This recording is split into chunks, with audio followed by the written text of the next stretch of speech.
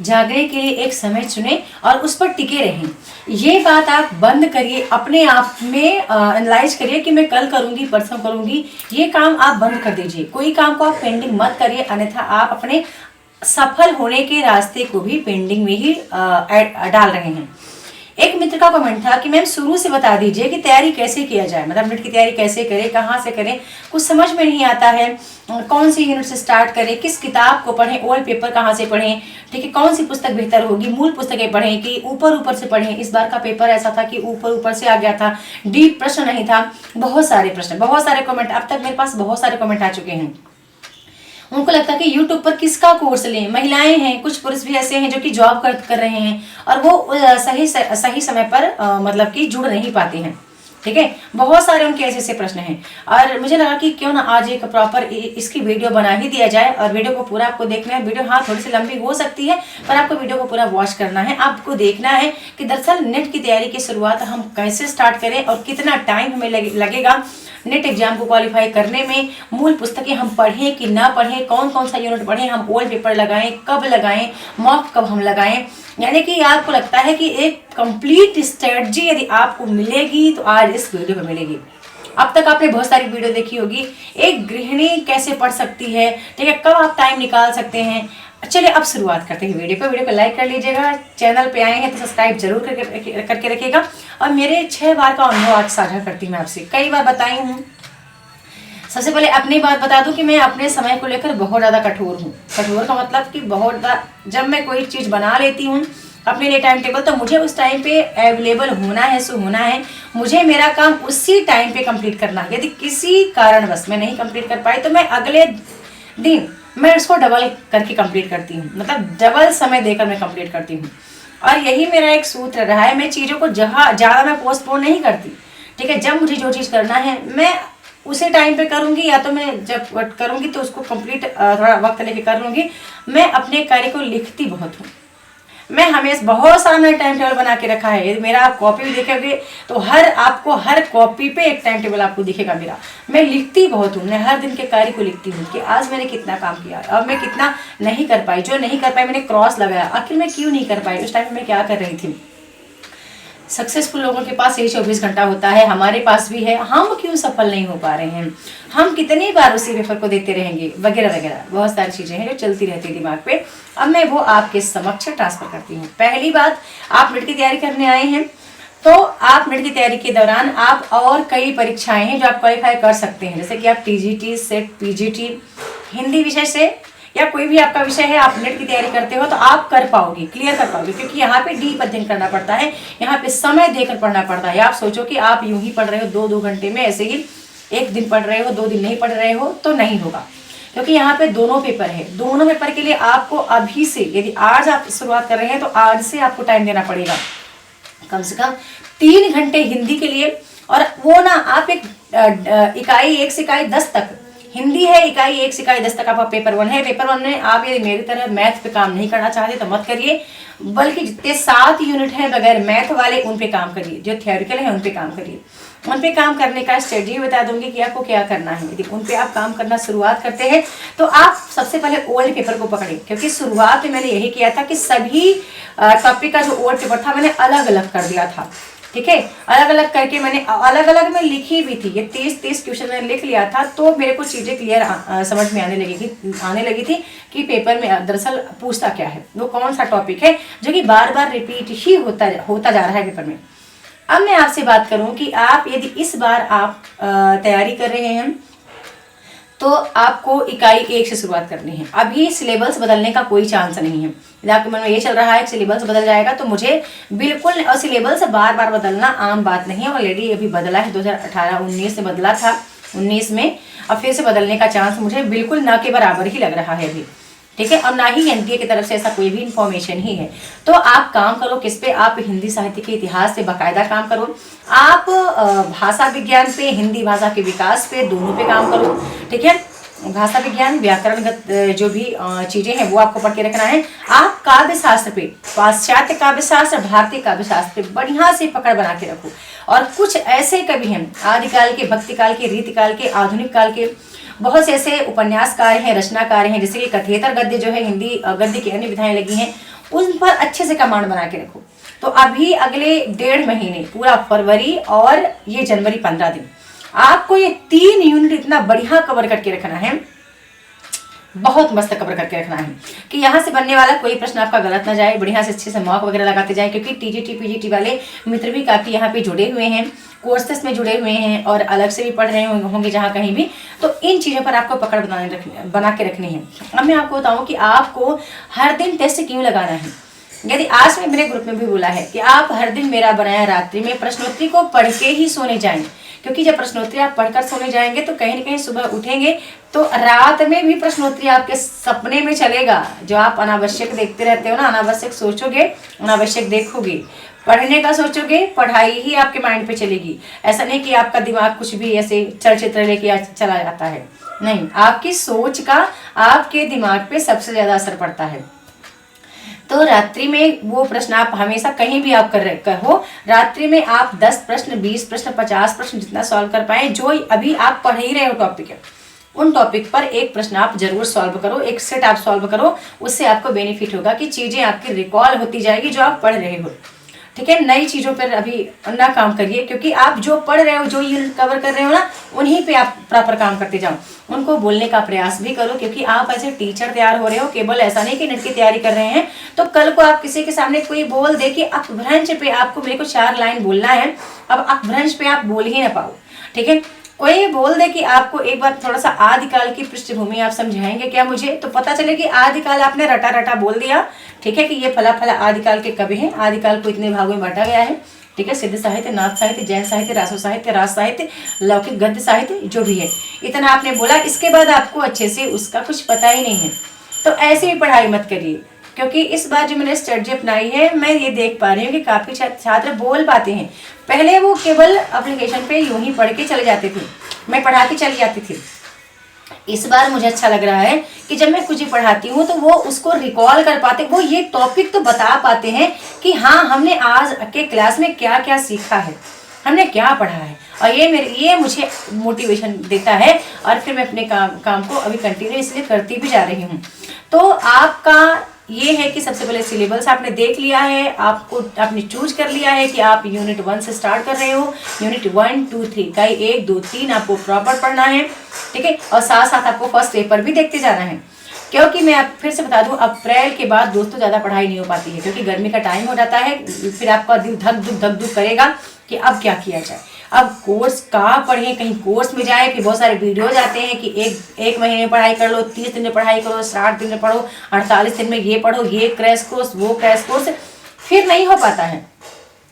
जब आपको है कि जून का पेपर मेरे को निकालना है सो निकालना है, आंख बंद करके कि मुझे यहाँ पढ़ना है सो पढ़ना है, और आप ना ये दर बदर भटकेंगे, कभी ये वीडियो, कभी वो वीडियो, कभी उसका चैनल, कभी इसका चैनल, नहीं।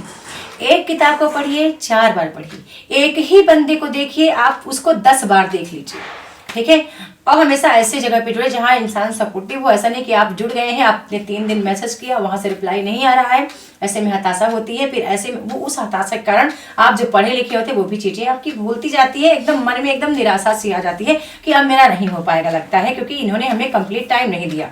ठीक है, तो बहुत सी चीजों को आपको दिमाग पे रख के ही तैयारी शुरुआत करनी है। तैयारी कठिन नहीं है, एमए के टाइम पे आपने ऑलरेडी पढ़ा हुआ है। ये समय ये है कि आप यहाँ पे चीजें आपकी रिवाइज हो रही हैं, या तो कुछ चीजें हैं जो कि नई भी हैं आपके लिए। ये परीक्षा बिल्कुल कठिन नहीं है। क्यों? यदि मैं कर सकती हूँ तो आप कर सकते हैं। मैंने फिर से कहा थी, मैंने किया है, इसको कई बार कंटिन्यू किया है, तो आप कर सकते हैं, आपके लिए कठिन नहीं है। अब जीतने का दो तीन सूत्र है।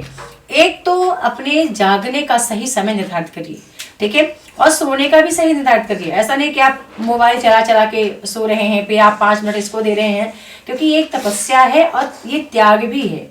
नेट निकालने के लिए बहुत कुछ त्यागना पड़ता है, अन्यथा आप भी 5 बार 6 बार एग्जाम निकालते रह जाओगे। बहुत लोग जो कहते हैं ना कि हम तो मजे मजे में नेट निकाल लिए, ठीक है, तो वो झूठ बोलते हैं, क्योंकि ऑलरेडी वो अंदर से पढ़ रहे हैं, बस आपको दिखाते नहीं हैं। या तो उनका हाल ही में एमए हुआ होगा, तो चीजें उनकी थोड़ा सा अभी तरोताजा हैं, इसलिए उनके लिए नेट निकालना आसान है।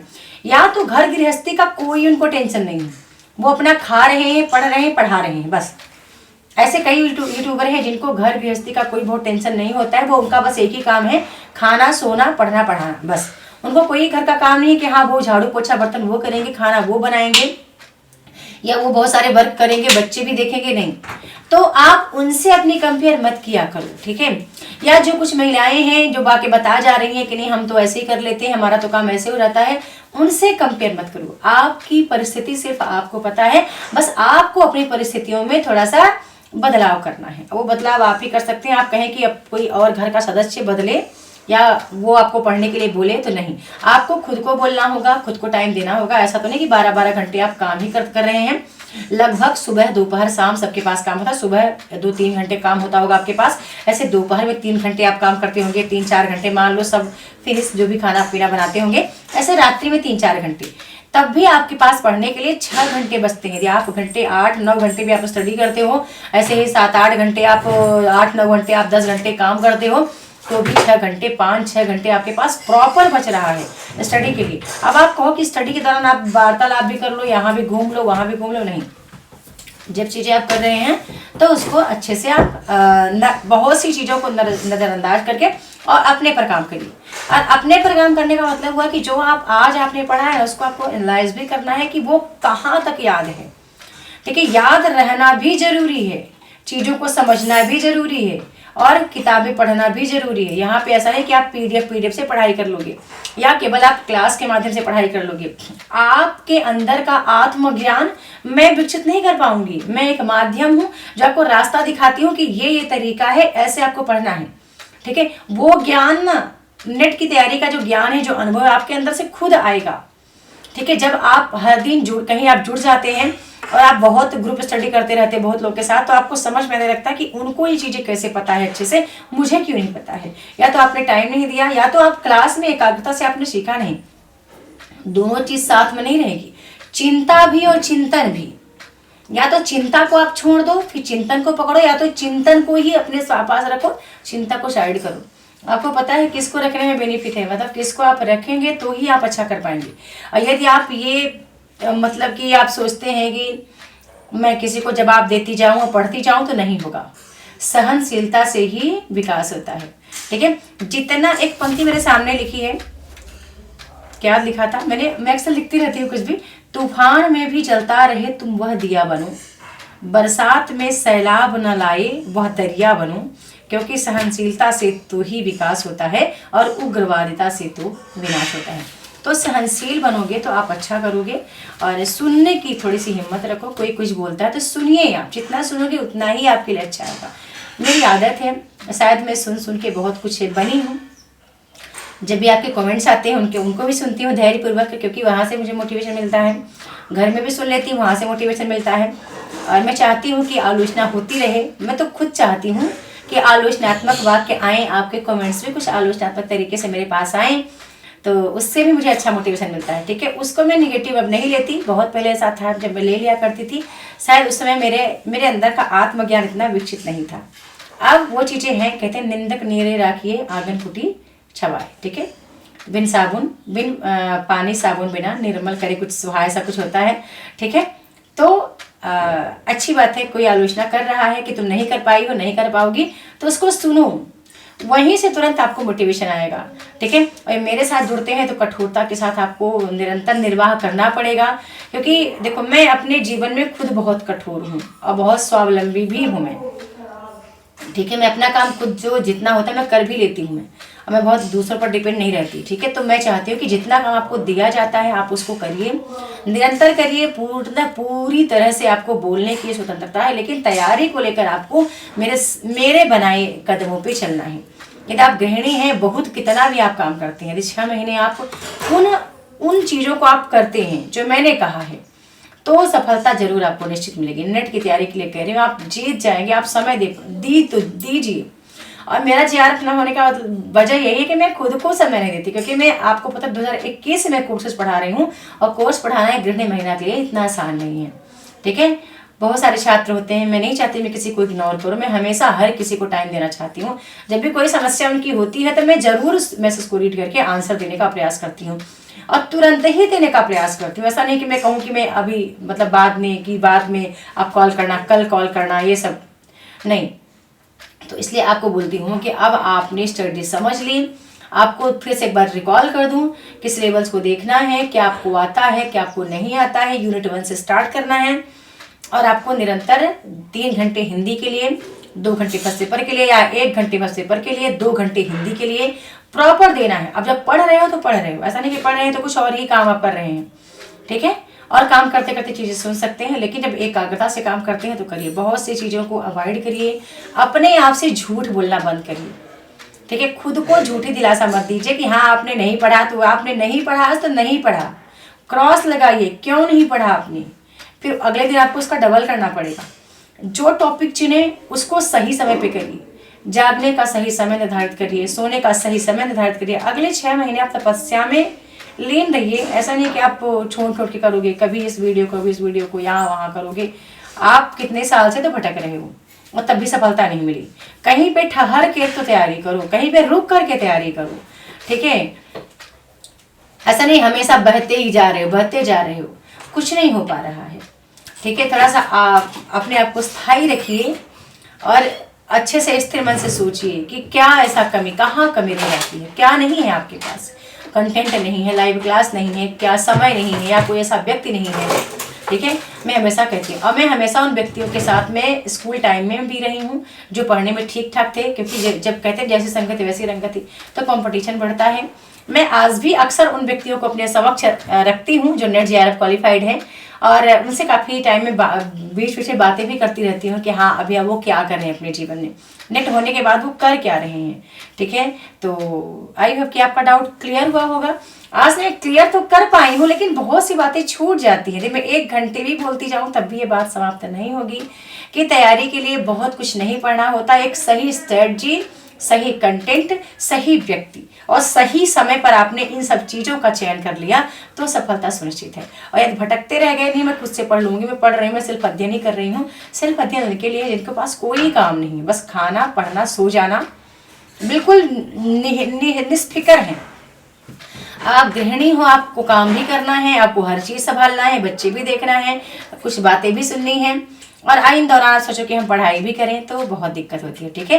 तो ऐसे किसी व्यक्ति का चयन करना है जहां से आप बेहतरीन तरीके से अपने आप को मोटिवेट कर पाए और बेहतर तरीके से आप खुद को प्रेजेंट कर पाए और ये जून का एग्जाम आप क्वालिफाई कर पाए, ठीक है। तो ऐसे आप पढ़ाई इसीलिए करिए कि मतलब जीतने के लिए, ऐसा नहीं कि मैं चलो इस बार भी देखती हूँ क्या होता है, मैंने 2-3 बार देखा भी मेरा हुआ नहीं।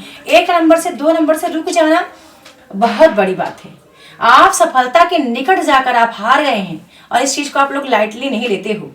1 नंबर 2 नंबर से पॉइंट से रह जाना बहुत बड़ी बात होती है। आप जीत कर भी आप हार गए, ठीक है। इसका मतलब कि आप जीतते हुए आप हारे हैं। वो कमी कहाँ रह गई थी, उस कमी को सोचने का अभी टाइम है। आप तो जून जुलाई में सोचते हो जा करके, ठीक है। तो आई होप की वीडियो आपको अच्छी लगी होगी। और बाकी अनुभव तो मेरा बहुत ज़्यादा है दोस्तों। अब कभी मौका मिला तो फिर बोलोगे, खैर मौका मिल नहीं पा रहा है मुझे, मैं खुद भी इतना व्यस्त हूँ क्योंकि मेरे कोर्स में 3000 पेमेंट करके ऑलरेडी कोर्स सभी छात्र, बहुत सारे छात्र ज्वाइन कर चुके हैं, जहाँ पे कंप्लीट कोर्स उनको मिल रहा है।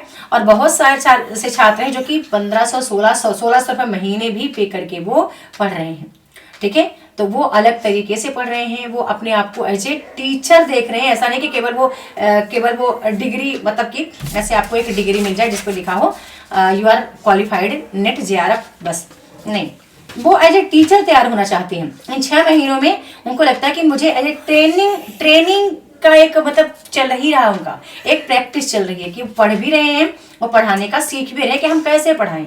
यूट्यूब चैनल भी हम स्टार्ट करें तो हम कैसे शुरुआत करें, हम बेझिझक चीज़ों को बोल पाएँ, बता पाएँ, ठीक है। नेक्स्ट वीडियो में यदि आप इच्छुक हैं तो आप भी ट्राई कर सकते हैं, मेरे साथ जुड़ सकते हैं, तैयारी कर सकते हैं। बिल्कुल आपका स्वागत है और आप बहुत अच्छा बन पाएंगे, आलस्य को भगा पाएंगे, एक समय सुनिश्चित कर पाएंगे और बहुत कुछ यदि आप जुड़ते हैं तो आप अचीव कर सकते हैं, ठीक है। धन्यवाद।